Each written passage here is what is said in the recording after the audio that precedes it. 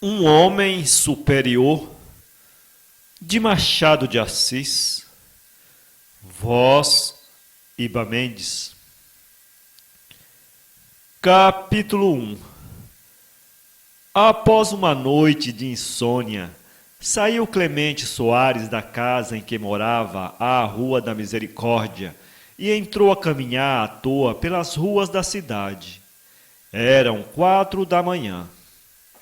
Os homens do gás começavam a apagar os lampiões, e as ruas, ainda não bem alumiadas pela aurora, que apontava apenas, apresentavam um aspecto lúgubre. Clemente caminhava lento e pensativo. De quando em quando abauroava nele uma quitandeira que se dirigia para as praças do mercado com um cesto ou tabuleiro à cabeça, acompanhada de um preto que levava outro cesto e a barraca. Clemente parecia despertar dos seus devaneios, mas recaía logo neles até nova interrupção. À proporção que o céu clareava, abriam-se as portas dos botequins para fazer concorrência aos vendedores de café ambulantes que desde a meia-noite percorriam a cidade em todos os sentidos. Ao mesmo tempo, começavam a passar os trabalhadores dos arsenais atroando as ruas com os seus grossos tamancos. Não poucos entravam nos botequins e aqueciam o estômago. Os entregadores dos jornais concluíam a sua tarefa com aquela precisão de memória que sempre invejeia esses funcionários da imprensa. As tavernas abriam as suas portas e ornavam os portais com as amostras do uso. Daí a pouco era completamente dia. Já a cidade começava a levantar-se toda. Numerosas pessoas transitavam a rua. As lojas de todo gênero abriam as suas portas. Era dia. Clemente Soares não deu fé de toda esta gradual mudança. Continuou a andar à toa, até que, cansado, foi ter a praia de Santa Luzia, e aí ficou a olhar para o mar. Em qualquer outra circunstância, é muito provável que Clemente Soares admirasse o quadro que se lhe apresentava ante os olhos. Mas, naquela ocasião, o pobre rapaz olhava para dentro. Tudo à roda dele lhe era indiferente. Um grande pensamento o preocupava. Que pensamento? Não era novo. Era um pensamento quase tão velho como o mundo. Um pensamento que só há de acabar quando acabarem os séculos. Não era bonito, era um pensamento feio, repelente, terrível, capaz de trazer à mais bela alma a mais completa demência e fazer de um gênio um idiota. Não era obscuro, era um pensamento claro, evidente, incontestável, diáfano, um pensamento simples, que dispensava toda e qualquer demonstração. Clemente Soares não tinha dinheiro. Só o muito amor que tenho aos leitores me dispensa de fazer aqui a longa dissertação que este assunto está pedindo. Demais, para alguns deles, seria inútil a dissertação. A maior parte dos homens há de ter compreendido, ao menos uma vez na vida, o que é não ter dinheiro. A moça que vê o namorado distraído, o amigo que vê o amigo passar por ele sem lhe tirar o chapéu, antes de fazer qualquer juízo temerário, deve perguntar consigo: estará ele sem dinheiro? Clemente Soares, pois, estava nessa precária situação. Não tinha dinheiro, nem esperanças de o ter, posto fosse um rapaz engenhoso e cheio de recursos. Não era, contudo, tão grande a falta que não pudesse almoçar. Introduzindo na algibeira do colete um indicador e o polegar, como quem tira uma pitada, arrancou de lá 2 cartões da barca Ferri, e era o quanto bastava para um almoço no Carcelé. Entrou pela Rua da Misericórdia Entrou em casa para pesquisar as gavetas a ver se encontrava um charuto esquecido. Teve a fortuna de encontrar 2 cigarros e foi almoçar. 2 horas depois, estava em casa almoçado e fumado. Tirou de uma velha estante um volume de Balzac e dispôs-se a esperar o jantar. E de onde viria o jantar? O jantar não preocupava muito a Clemente Soares. Costumava obter esse elemento da vida na casa comercial de um amigo, aonde não ia almoçar, a fim de não parecer que não tinha com quê. Não se diria o mesmo do jantar, porque o dito amigo lhe dissera uma vez que lhe faria grande obséquio em ir lá jantar todos os dias. Do almoço não disse o mesmo, por isso Clemente Soares não se atrevia a lá ir. Clemente era orgulhoso. E não são incompatíveis a necessidade e o orgulho. O desditoso mortal, a quem a natureza e a fortuna deram estes 2 flagelos, pode dizer que é a mais triste de todas as criaturas. Capítulo 2. A casa de Clemente Soares não tinha o aspecto miserável que a algibeira do rapaz fazia crer. Via-se que era a casa onde já houvera alguma coisa, embora pouca. Era a casa de rapaz solteiro, adornada com certo gosto, num tempo em que o dono gozava de sofrível ordenado.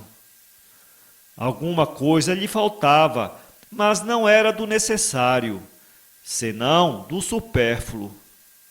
Clemente vendera apenas alguns livros, 2 ou 3 vasos, uma estatueta, uma charuteira e poucas coisas mais, que não faziam grande falta.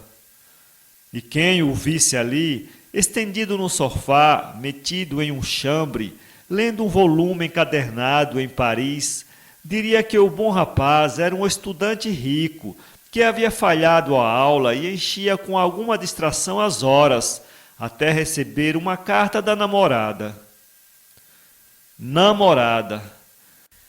Havia efetivamente na vida de Clemente Soares uma namorada, mas já pertencia aos exercícios findos.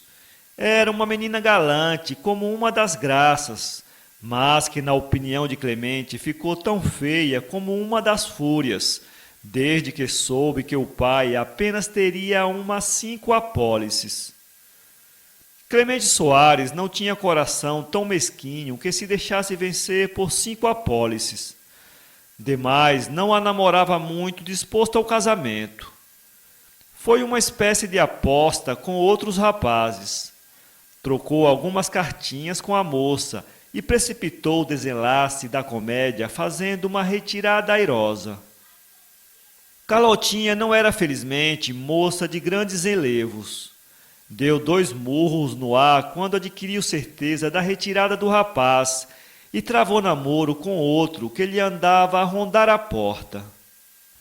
Fora esse o único amor, ou coisa que o valha, do nosso Clemente, que daí em diante não procurou outras aventuras.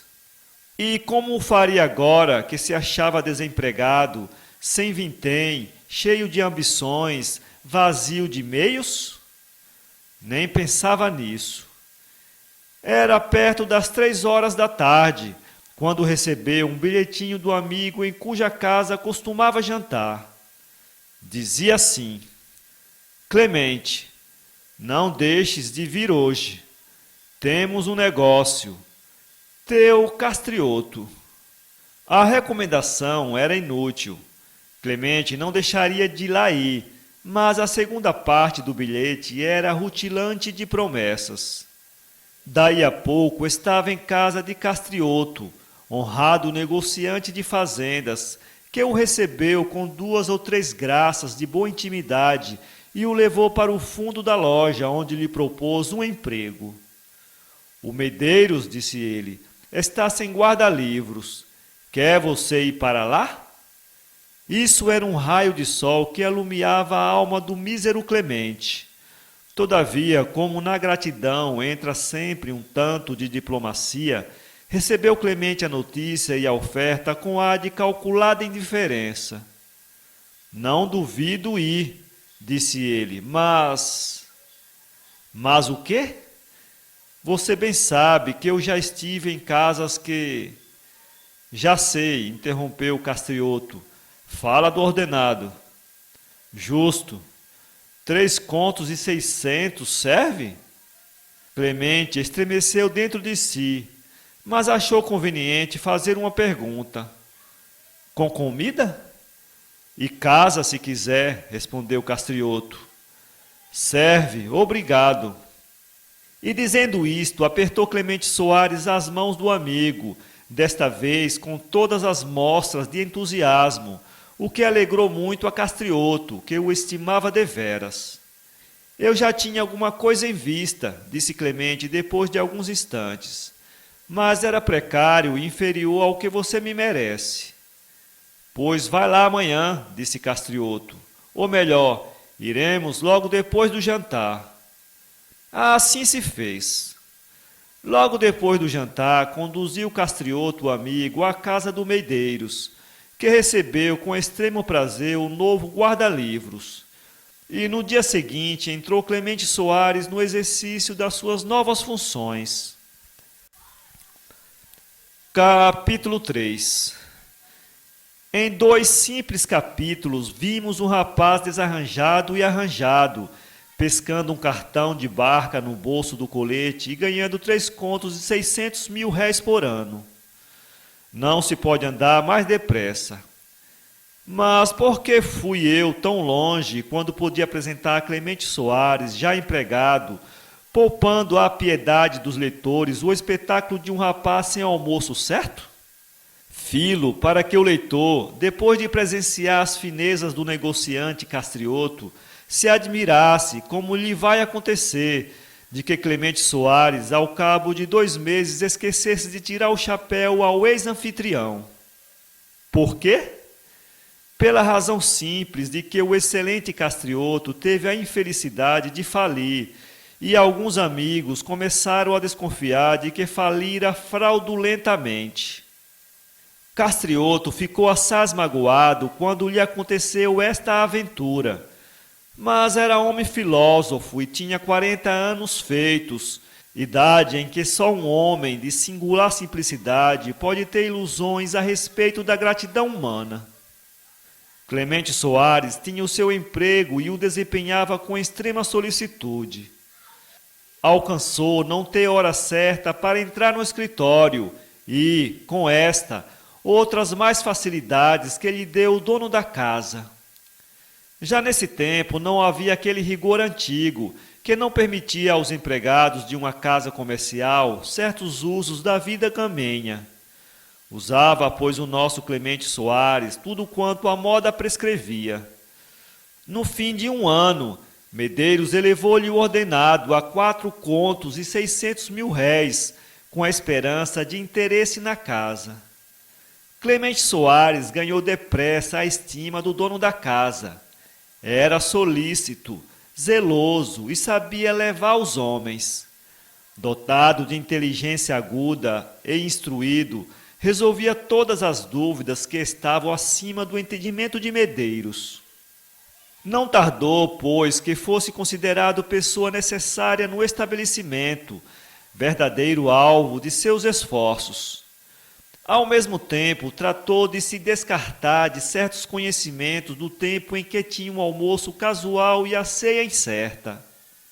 Clemente Soares professava o princípio de que a um pobre não se tira chapéu em nenhuma hipótese, salvo se encontram num beco deserto e ainda assim sem grandes mostras de intimidade, a fim de não dar confiança.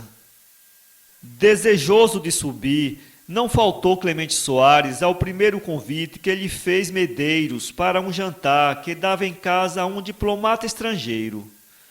O diplomata simpatizou com o guarda-livros, que daí a 8 dias lhe fez uma visita.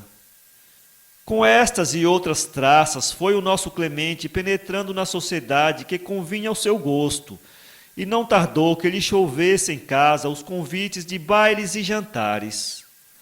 Cumpre dizer que já nesse tempo o guarda-livros tinha um interesse na casa de Medeiros, que o apresentava orgulhosamente como seu sócio. Nesta situação só lhe faltava uma noiva elegante e rica. Não lhe faltava onde escolher, mas não era isso tão fácil como o resto. As noivas ou eram ricas demais ou pobres demais para ele.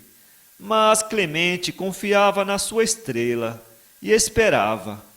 Saber esperar é tudo. Uma tarde, passando pela rua da Quitanda, viu apear-se de um carro um velho e pouco depois uma linda rapariga que ele conheceu imediatamente. Era Carlotinha. A moça trajava como quem possuía, e o velho tinha um ar que cheirava a riqueza a 100 léguas de distância. Era marido? Padrinho? Tio? Protetor? Clemente Soares não pôde resolver este ponto. O que lhe pareceu foi que o velho era homem de serra acima. Tudo isto pensou ele enquanto tinha os olhos cravados em Carlotinha, que estava esplêndida de beleza. Entrou numa loja conhecida de Clemente, que lá também entrou para ver se a moça o reconhecia. Carlota reconheceu o antigo namorado, mas nenhuma fibra do rosto se lhe contraiu. Comprou o que ia buscar e entrou com um velho no carro. Clemente ainda teve ideia de chamar um tílburi, mas desistiu da ideia e seguiu direção oposta. Durante toda a noite pensou na gentil menina que ele havia deixado em outro tempo. Entrou a perguntar a si mesmo se aquele velho seria marido dela e se ela havia enriquecido com o casamento, ou seria um padrinho rico que resolvera deixá-la por herdeira de tudo? Todas essas ideias galoparam na cabeça de Clemente Soares, até que o sono se apoderou dele. De manhã tudo estava esquecido. Capítulo 4. 2 dias depois, quem lhe haveria de aparecer no escritório? O velho. Clemente Soares apressou-se a servi-lo com toda a solicitude e zelo. Era um fazendeiro, freguês da casa de Medeiros e morador de Serra Acima. Chamava-se o Comendador Brito. Tinha 60 anos e uma dor reumática na perna esquerda. Possuía grandes cabedais e excelente reputação.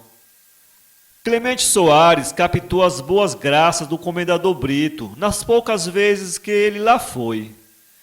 Fez-lhe 1000 obséquios de pequena monta, cercou-o de todas as atenções, fascinou-o com discursos, a ponto que o comendador mais de uma vez lhe teceu grandes elogios em conversa com Medeiros.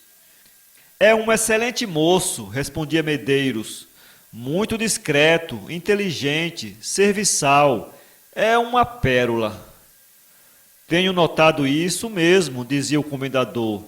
Nas condições dele ainda não achei pessoa que mereça tanto. Aconteceu um dia deixar o comendador em cima da escrivaninha de Clemente Soares a boceta do rapé, que era de ouro. Clemente viu a boceta apenas o comendador voltou as costas, mas não quis incomodá-lo e deixou-o ir adiante. Na véspera acontecera o mesmo com o lenço, e Clemente teve o cuidado de lo ir levar à escada. O Comendador Brito era tido e havido por um dos homens mais esquecidos do seu tempo. Ele mesmo dizia que não esquecia o nariz na cama por tê-lo pregado na cara.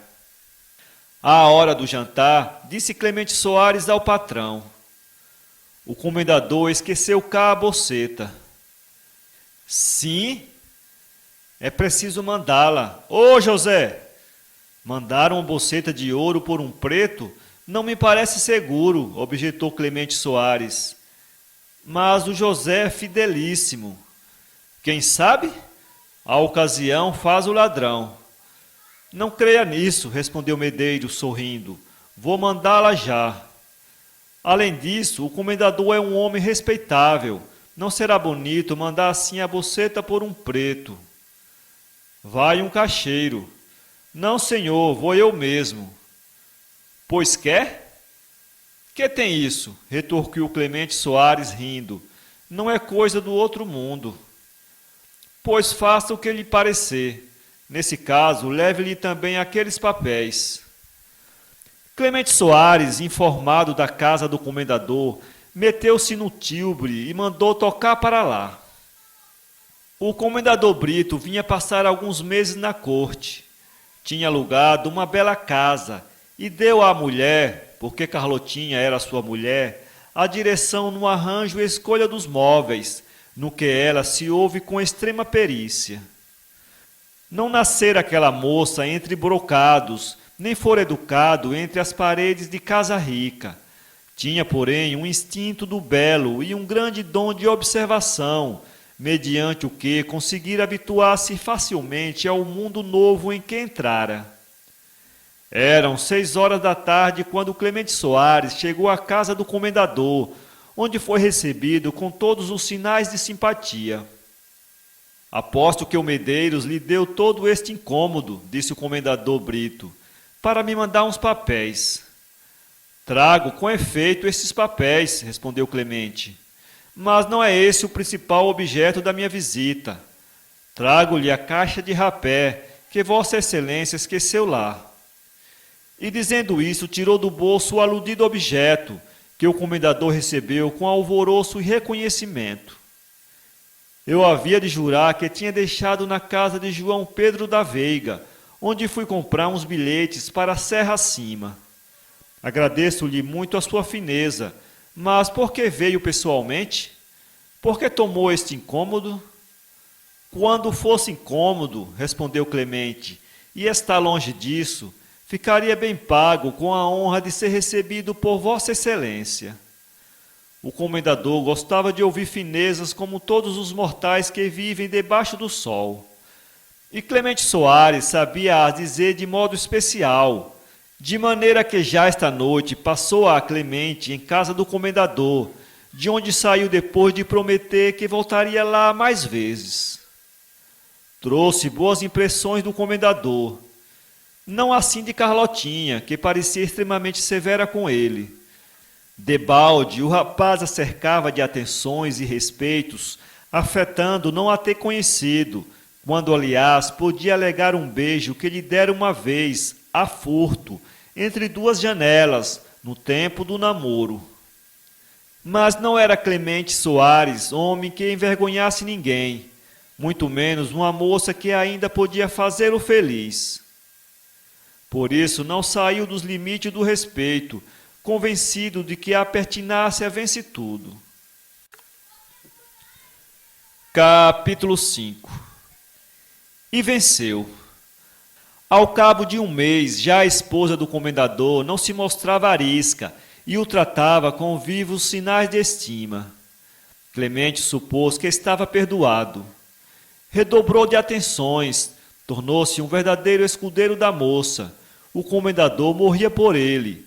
Era o ai Jesus da casa. Carlotinha estava mais bela que nunca. Antigamente não podia realçar as graças pessoais com os inventos da indústria elegante. Mas agora que lhe sobravam meios, a boa moça tratava quase exclusivamente de pôr em relevo seu airoso porte, tez morena, olhos negros, testa elevada, boca de Vênus, mãos de fada e o mais que a imaginativa dos namorados e dos poetas costuma dizer em casos tais.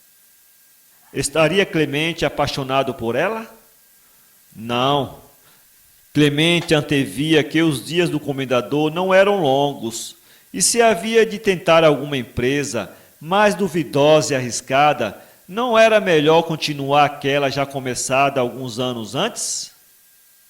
Ignorava ele por que concurso de circunstâncias Carlotinha tinha escolhido aquele marido, cujo único mérito para ele era ter uma grande riqueza. Mas concluía de si para si que ela seria essencialmente vaidosa e, para captar-lhe as boas graças, fez e disse tudo o que pode seduzir a vaidade de uma mulher. Um dia ousou fazer uma alusão ao passado. Lembra-se, disse ele, da Rua das Mangueiras? Carlotinha franziu a testa e saiu da sala. Clemente ficou fulminado. Meia hora depois estava reposto na sua habitual indolência e mais disposto que nunca a perscrutar o coração da moça. Julgou, porém, que era prudente deixar passar algum tempo e procurar outros meios. Passeava uma tarde com ela no jardim, enquanto o comendador discutia com Medeiros debaixo de uma mangueira sobre alguns assuntos de comércio. Que me disse outro dia o senhor a respeito da Rua das Mangueiras? Perguntou repentinamente Carlotinha. Clemente estremeceu. Houve um silêncio. Não falemos nisso, disse ele sacudindo a cabeça. Deixemos o passado que morreu. Não respondeu a moça, e os dois continuaram a passear silenciosamente até que se acharam assaz distante do comendador. Clemente rompeu o silêncio. Por que me esqueceu tão depressa? Disse ele. Carlotinha levantou a cabeça com um movimento de surpresa. Depois sorriu-se com ironia e disse: Por que o esqueci? Sim, não foi o senhor quem me esqueceu? Oh, não, eu recuei diante de uma impossibilidade. Era infeliz nesse tempo. Não tinha os meios necessários para desposá-la e preferi o desespero. Sim, o desespero. Nunca a senhora há de ter ideia do que sofri nos primeiros meses da nossa separação. Sabe Deus que lágrimas de sangue chorei no silêncio, mas era necessário, e bem vê que foi obra do destino, porque a senhora é hoje feliz. A moça deixou-se cair em um banco. Feliz, disse ela. Não é? Carlotinha abanou a cabeça. Por que se casou então com... Estacou. Acabe, disse a moça. Oh, não, perdoe-me. Foram interrompidos por Medeiros, que vinha de braço com o comendador, e disse em voz alta: Sinto dizer, minha senhora, que preciso do meu guarda-livros. E eu estou às suas ordens, respondeu Clemente rindo, mas um pouco despeitado. No dia seguinte, já Carlotinha não pôde ver o rapaz sem corar um pouco, excelente sintoma para quem prepara uma viúva. Quando lhe pareceu conveniente, expediu Clemente Soares uma carta flamejante à moça, que lhe não respondeu, mas que também não se zangou. Neste meio tempo, ocorreu que o comendador terminara alguns negócios que o trouxeram à corte e teve de partir para a fazenda. Foi um golpe nos projetos do rapaz. Poderia ele continuar a entreter aquela esperança que a sua boa estrela lhe deparara?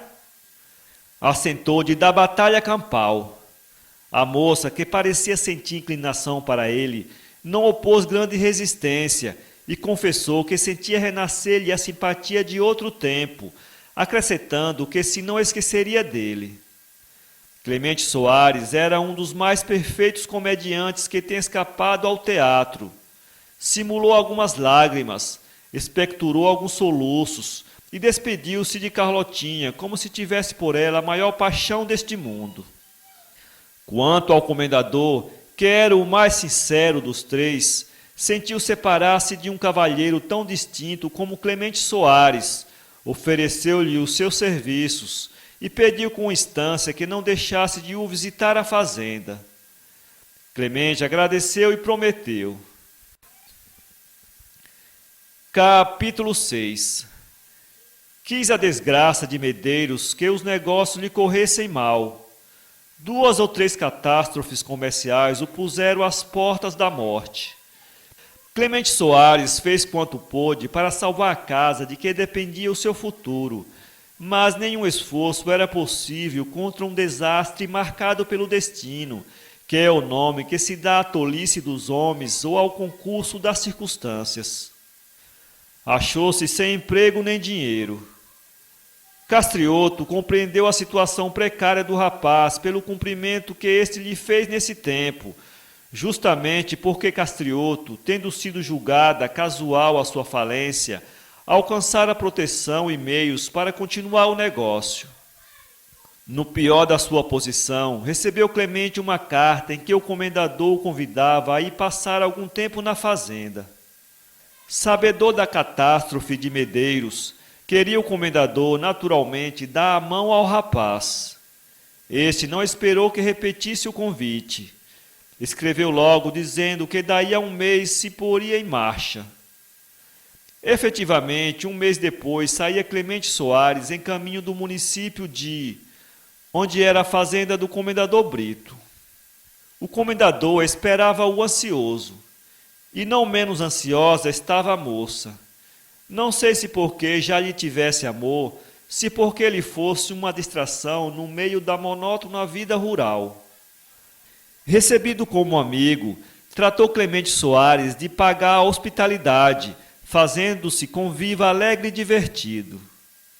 Ninguém o poderia melhor do que ele.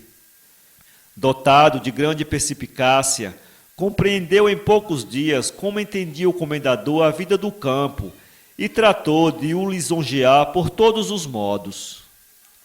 Infelizmente, 10 dias depois da sua chegada à fazenda, adoeceu gravemente o comendador Brito, por maneira que o médico poucas esperanças deu à família. Era ver o zelo com que Clemente Soares servia de enfermeiro do doente, procurando por todos os meios suavizar-lhe os males. Passava noites em claro, ia aos povoados quando era necessário fazer alguma coisa mais importante. Consolava o doente, já com palavras de esperanças, já com animada conversa, cujo fim era distraí-lo de pensamentos lúgubres. Ah, dizia o pobre velho, que pena que eu o não conhecesse há mais tempo. Bem vejo que é um verdadeiro amigo. Não me elogie, comendador, dizia Clemente Soares, não me elogie, que é tirar o mérito, se o há, desses deveres agradáveis ao meu coração. O procedimento de Clemente influiu no ânimo de Carlotinha, que nesse desafio de solicitude soube mostrar-se esposa dedicada e reconhecida. Ao mesmo tempo, fez com que em seu coração se desenvolvesse o germe de afeto que Clemente de novo lhe lançara.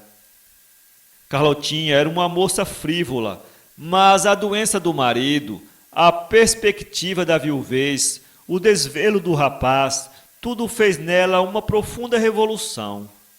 E mais que tudo, a delicadeza de Clemente Soares, que, durante esse tempo de tão graves preocupações para ela, nenhuma palavra de amor lhe dirigiu. Era impossível que o comendador escapasse à morte. Na véspera desse fatal dia, chamou os dois a si e disse com voz fraca e comovida: Tu, Carlota, pela afeição e respeito que me tiveste durante a nossa vida de casados, tu, Clemente, pela verdadeira dedicação de amigo que me tens provado, sois ambos as duas únicas criaturas de quem levo saudades deste mundo e a quem devo gratidão nesta e na outra vida. Um soluço de Clemente Soares cortou a palavra ao moribundo. Não chores, meu amigo, disse o comendador com voz terna. A morte na minha idade não é só inevitável, é também necessária. Carlota estava banhada em lágrimas. Ora, pois, continuou o comendador, se me querem fazer o último favor, ouçam-me. Passou um relâmpago pelos olhos de Clemente Soares. O rapaz inclinou-se sobre a cama. O comendador tinha os olhos fechados. Houve um longo silêncio, no fim do qual o comendador abriu os olhos e continuou. Consultei novamente a minha consciência e Deus, e ambos aprovam o que vou fazer.